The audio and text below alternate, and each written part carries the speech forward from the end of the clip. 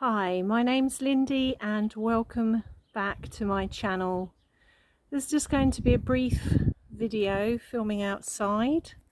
This is going to be a video about the connecting of one's consciousness to the reality not only inside us but outside of us to create actual change around us in the skies. So I'll probably use as the thumbnail one of the examples of this, which I feel is one of the examples of this. Basically what one is thinking about, more than thinking about, feeling about with their consciousness creates in one's physical environment, particularly in the sky and the clouds. And I've had so many examples of this, not just here but several years ago, but since I've been here, since I relocated to Salisbury Plain, multiple examples of this. So if you're on a particular frequency or wave band of your consciousness and you're feeling that very strongly, especially from that childlike joy of that vibration of the heart, it seems to form around you and above you. So it's an interaction with creation and nature itself that forms in the sky above you or very close to you, but it's also a calling card and a way of connecting not just with nature beings and elemental beings but also galactic beings. So galactic beings showing, let's say, signs and symbols in the sky, in the clouds. Most people think of communication with galactic beings as having to be a solid physical ship. Certainly in the work I've been doing, many of those ships aren't solid.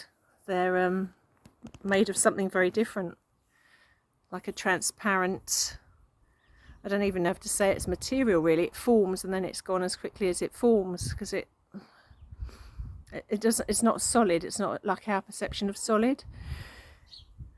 So most people think of communication with the stars as being actual physical ships, and sometimes it is, but just as often, more often, it's connection in your consciousness. It's connecting with the consciousness. So sometimes and it can be a bit confusing, because sometimes it's us that creates that sign in the sky by thinking about it, and sometimes it is their calling card. It's them doing it. And there's a bit of a crossover between the two, but it all connects with your consciousness and what you're feeling, and not so much thinking about with the head, but feeling from the heart, really. That seems to be the key. And you know, there's so much going on at the moment. There's kind of almost an explosion of this going on, because there's been a tip over point of people really this switching on in their consciousness. I brought out precursor things to this too. I can't remember now, because I keep saying 2 or 3 years ago and it ends up to be 4 or 5 years ago, but 2, 3, 4, 5 years ago I was talking about this kind of thing, and brought out precursors to it, ready for that expansion in people's galactic consciousness, which is now happening. It seems to be kind of the buzzword now. It's happening with a lot of people, whereas it wasn't happening with many people then. Just gonna, you probably see the view behind me. Let's see if we can, I'm not very good with this. Not very good with this. Oh no, you don't want to go that way. Not very good with this camera. Let's tip it up so you see. I'm not going to sure if you're going to see the sky or not, but it's quite warm here today. Sorry, I'm not doing this very well.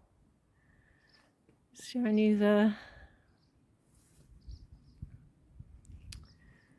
sky and the clouds.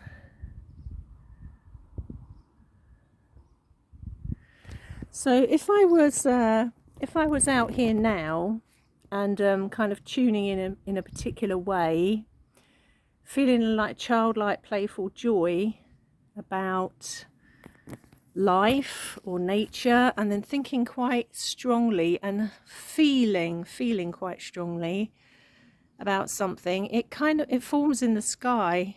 And I've got some hilarious examples of that, which I don't know if I've got the front to even mention on the YouTube channel.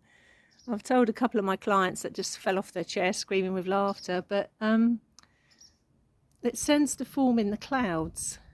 And certainly a few weeks back, you know, I had a big line being shape above where I'm living, which again is on Salisbury Plain, a triangle, a circle, and then a beam of energy going upwards.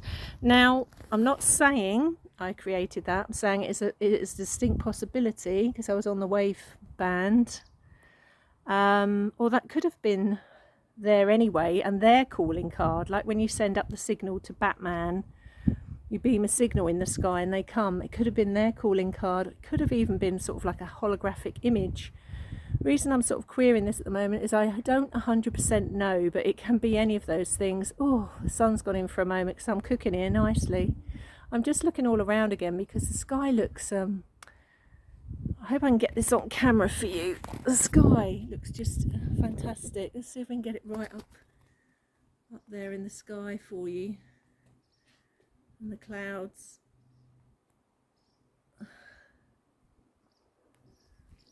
I know, I mean, I'm someone that can stare at the clouds and the sky for ages, as well as nature. You can probably hear the birds going crackers over my head.